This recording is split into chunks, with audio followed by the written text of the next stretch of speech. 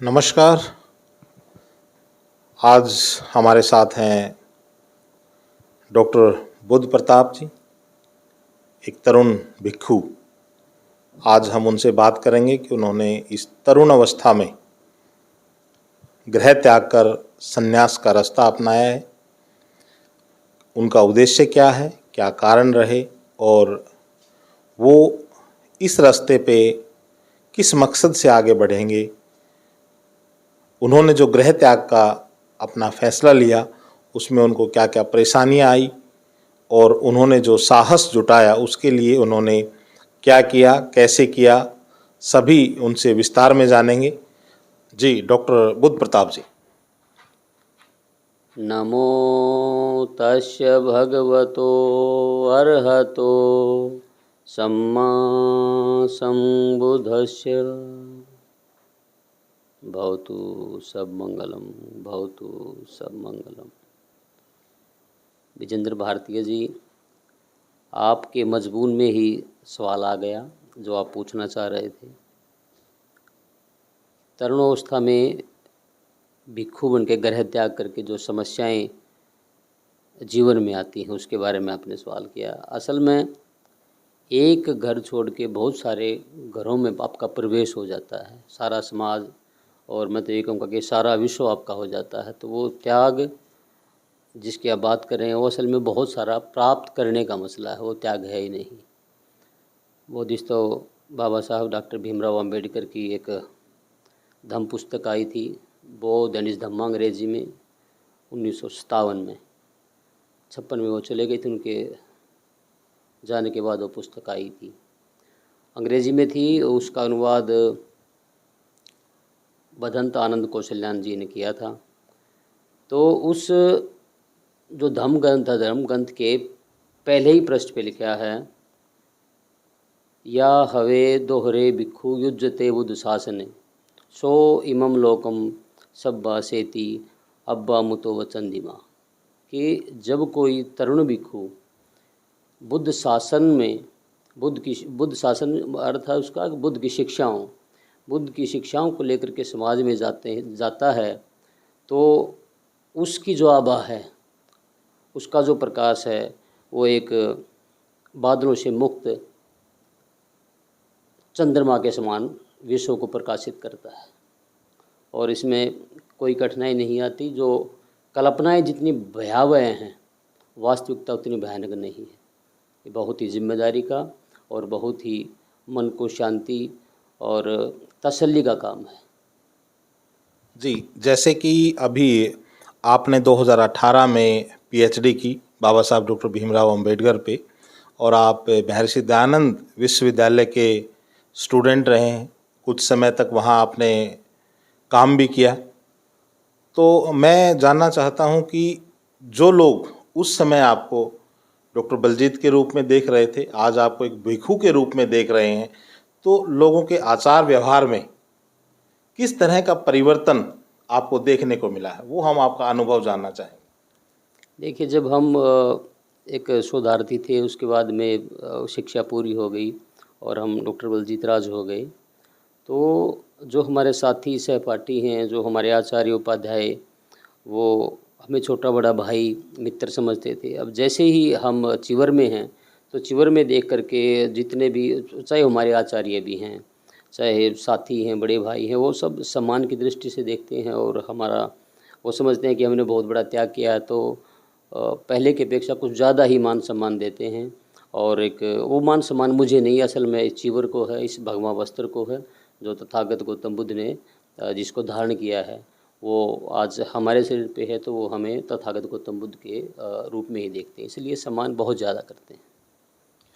दूसरा एक अहम सवाल है कि आपने जो चीवर धारण किया, बुद्ध की शिक्षाओं पे चलने का एक संकल्प लिया है, वो मैं जानना चाहूँगा कि, या हमारे दर्शक भी जानना चाहेंगे कि बुद्ध का ही रास्ता क्यों चुना। जैसे कि आजकल एक धर्म परिवर्तन की बाढ़ सी आई हुई है, लोग क्रिश्चियन भी बन रहे हैं, लोग दूसरे और सन्यासी भी बन रहे हैं। आपने बुद्ध का ही रास्ता क्यों चुना? देखिए, इसका जो उत्तर है वो मेरे से पहले बाबा साहब डॉक्टर अम्बेडकर दे चुके हैं। वो उन्होंने संविधान लिखा है देश का, और बहुत बड़े कारुणिक और मानवतावादी दृष्टिकोण उनका था, और महापंडित थे वो। उन्होंने सभी धर्मों को जांचा, परखा, पढ़ा, और अंत में वो बोधिसत्व हो गए। उन्होंने भी बुद्ध धर्म की दीक्षा ली। लेकिन मैं, जहाँ तक मैं समझ पाया हूँ, बाबा साहब को ही मैंने पढ़ा है, और तमाम और भी जो बुद्ध के शासन पे लिखते हैं, पढ़ा है, जाना है, तो उसके हिसाब से मैं बताऊं कि जो धम्म है, जो सिद्धांत है, असल में ये जो एक खोज है, तथागत गौतम बुद्ध की खोज है। और तथागत गौतम बुद्ध का धम्म कहता है कि जो आपके जीवन से पहले, मेरा जन्म नहीं हुआ था उससे पहले, और मेरी मृत्यु हो जाने के बाद, इन दो चीज़ों के विषय में कोई बात नहीं करनी।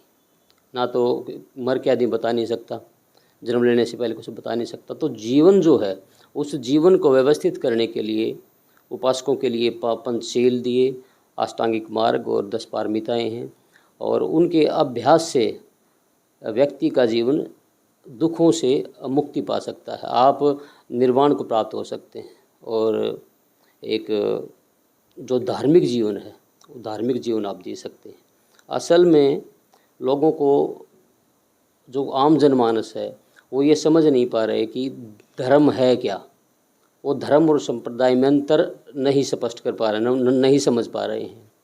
मैं एक एग्जाम्पल से समझने का प्रयास करते हैं। जैसे एक छोटे बच्चे को जब उसकी माँ दूध पिलाती है, तो उसमें बॉर्नवीटा और कई तरह के आजकल आ गए हैं चॉकलेट फ्लेवर और कुछ डाल के, ताकि बच्चा दूध पी ले। तो जब वो उसको दूध पिलाने का प्रयास करती है तो बच्चा मना करता है, कई बार पीता भी नहीं। तो पेरेंट्स पूछते हैं क्यों, तो वो बच्चा कहता है कि मैं तो अपने बर्तन में पीऊँगा, जिस बर्तन में उसका फ़ोटो उसका होता है। तो उसी तरह की जिद आज लोग कर रहे हैं कि मैं धर्म तो ग्रहण करूँगा, लेकिन वो धर्म कौन सा हो, वो हिंदू धर्म हो, वो जैन धर्म हो, वो बुद्ध का धर्म हो, वो ईसाइयों का, वो सिखों का धर्म हो। चाहे को धर्म तो धर्म का अपना स्वतंत्र अस्तित्व है।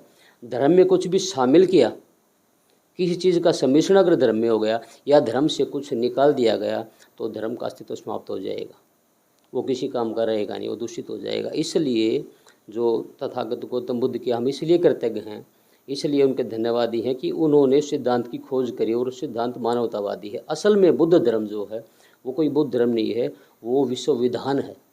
आज दुनिया में सबसे ज़्यादा देशों में बुद्ध धर्म को मानने वाले हैं, और बड़ा ही विडम्बना है कि इस भारत देश से पूरी दुनिया में बुद्ध धर्म गया, बुद्ध की शिक्षाएँ गई, विपश्यना गई, और आज हमारे ही देश में, और जहाँ से बुद्ध का तपोभूमि, इस धम्मभूमि में ही बुद्ध को लोग जानते नहीं, और ऐसे प्रश्न हमसे पूछे जा रहे हैं।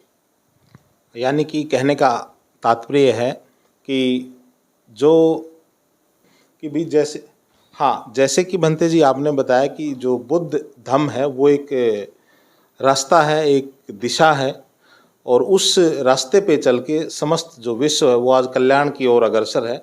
और ये विडंबना है कि बुद्ध जो है वो भारत की भूमि में पैदा हुए, और बुद्ध धम्म का आविष्कार भारत में हुआ, यहीं पर उन्होंने ज्ञान प्राप्त किया।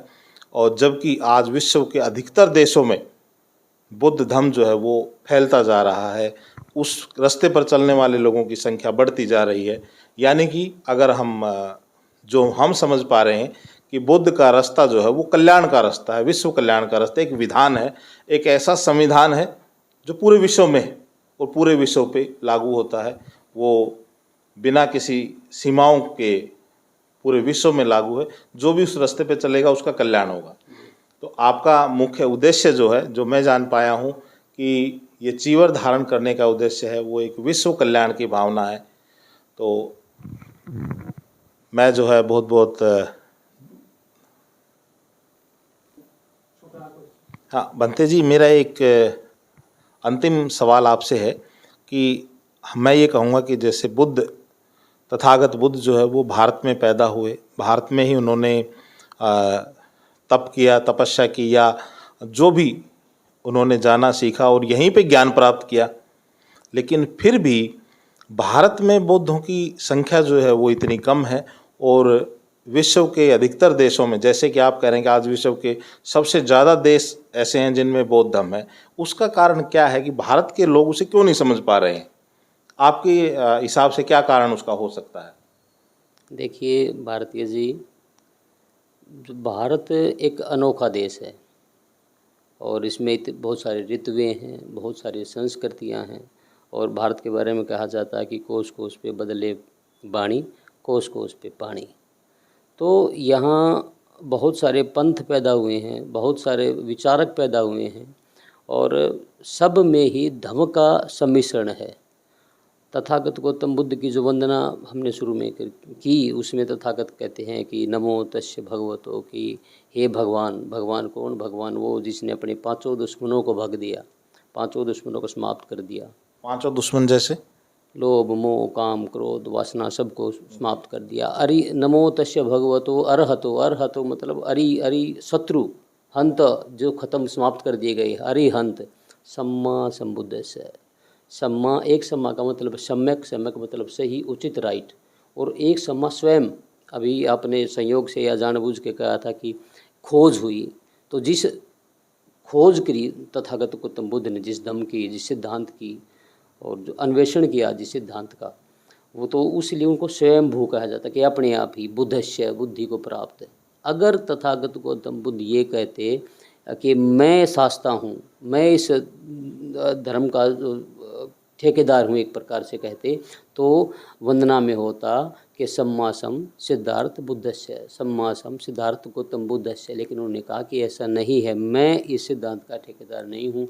उन सब को नमस्कार, उन सब को प्रणाम जो मेरे से पहले बुद्ध हुए, जो अब बुद्ध हैं और जो इसके बाद बुद्ध होंगे।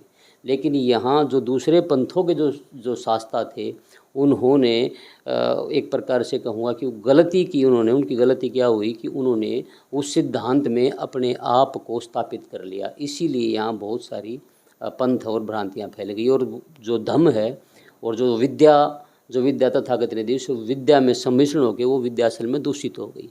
और जितने भी पंथ है वो सारे के सारे सब में धम्म शामिल है, सारे सबका बेस धम्म ही है। यानी कि जो शिक्षाएं धम्म की शिक्षाएं हैं, उन्हीं को लोग पकड़ के तोड़ मरोड़ के दूसरे लोगों के सामने पेश कर रहे हैं। धन्यवाद डॉक्टर बुद्ध प्रताप जी, आप हमारे साथ बने रहे, हमारे दर्शकों को एक जो भ्रांतियां थी उनको दूर किया, और आपसे पुनः भेंट होगी। इसके साथ आपका बहुत बहुत धन्यवाद, शुक्रिया, थैंक यू, नमस्कार।